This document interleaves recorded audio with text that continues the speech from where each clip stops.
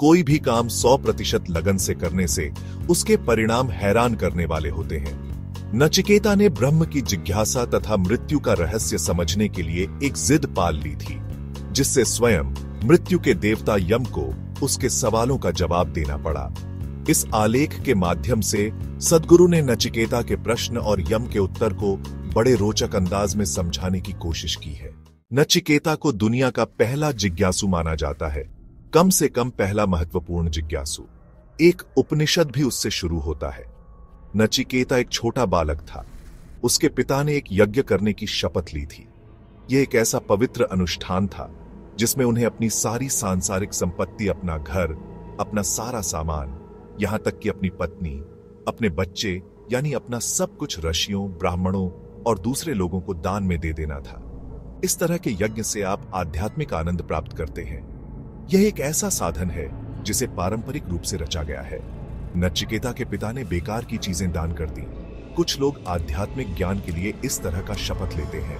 नचिकेता के पिता ने यह शपथ ली और उन्होंने अपनी सभी बीमार गायें, बेकार संपत्ति और जिन चीजों की उन्हें जरूरत नहीं थी, जो किसी न किसी रूप में उनके लिए बोझ थी, वे सब दान में दे डाली। उन्होंने खूब दिखावा किया, मगर जिन चीजों की उन्हें वाकई जरूरत थी, जैसे अपनी दोनों पत्नियों और बच्चे को, उनको उन्होंने अपने पास ही रखा। नचिकेता को यह सब देखकर बहुत दुख हुआ। उसने देखा कि उसके पिता ने ईमानदारी नहीं दिखाई। उसके पिता ने शपथ ली थी कि वह सब कुछ दान करके आध्यात्मिक आनंद प्राप्त करेंगे, मगर उन्होंने चालाकी की। नचिकेता अपने पिता के पास गया और इस बारे में उनसे बात करने लगा। उसकी उम्र उस समय सिर्फ 5 साल की थी, मगर उसमें असाधारण समझदारी थी।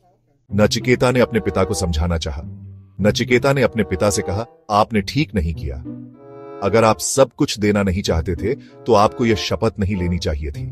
एक बार शपथ लेने के बाद आपको सब कुछ दे देना चाहिए। मुझे बताइए कि आप मुझे किसको दान करने वाले हैं। उसके पिता क्रोधित हो गए और बोले, मैं तुम्हें यम को देने वाला हूं। यम मृत्यु के देवता होते हैं। बालक ने अपने पिता की बात को बहुत गंभीरता से लिया और यम के पास जाने के लिए तैयार होने लगा। फिर वह यम के पास चला गया।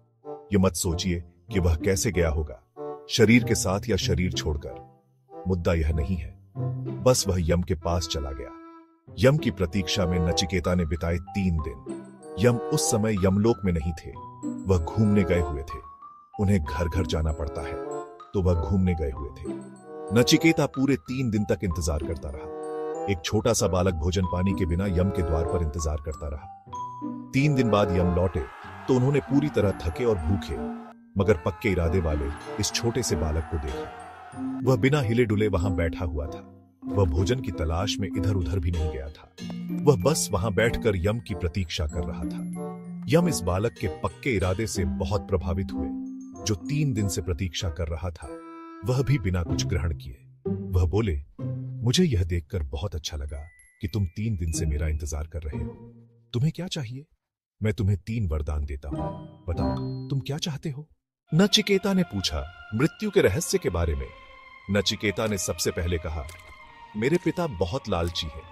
वह सांसारिक सुख सुविधाएं चाहते हैं, इसलिए आप उन्हें सारे भौतिक ऐशो आराम का आशीर्वाद दें।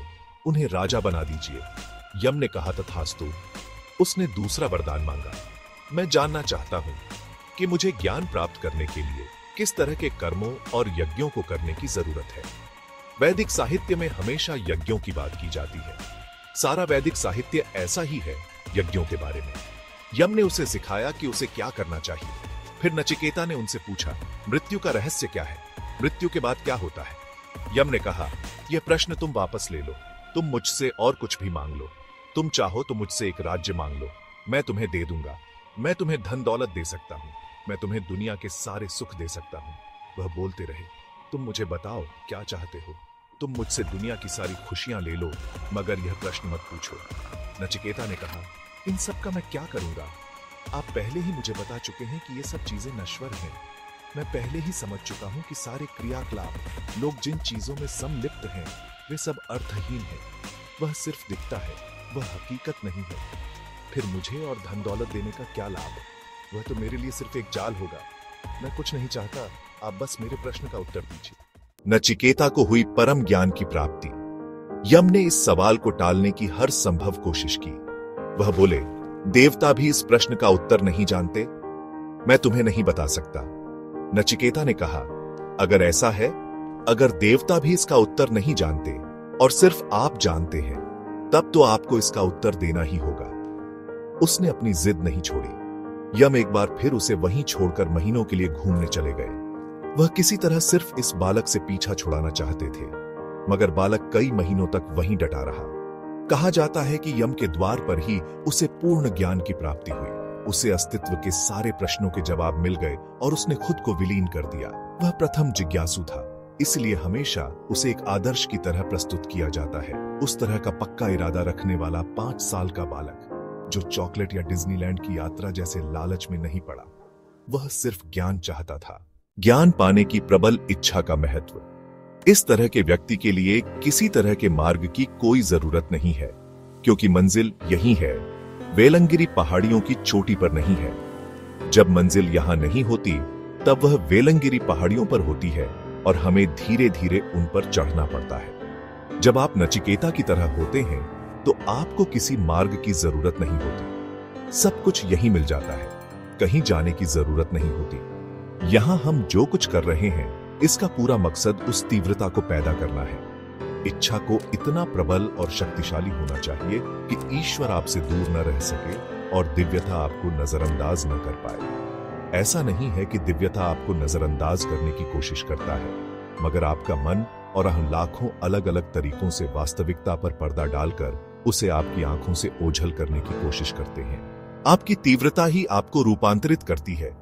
चाहे आप कर्म के पथ पर चलें या ज्ञान, क्रिया या भक्ति के पथ पर, आपकी तीव्रता ही आपको इन रास्तों पर आपको आगे बढ़ाती है, न कि खुद ये रास्ते। अगर तीव्रता न हो तो कोई क्रिया कुछ नहीं कर सकती।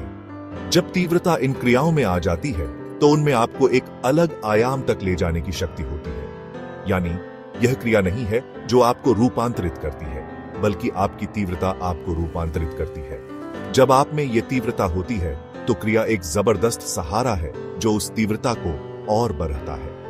क्रियाओं का सारा मकसद यही है। चाहे आप किसी भी मार्ग पर भी चलें, पथ का अनुसरण आपको कोई ज्ञान प्राप्त नहीं करा सकता, जब तक कि आपके अंदर वह तीव्रता न हो।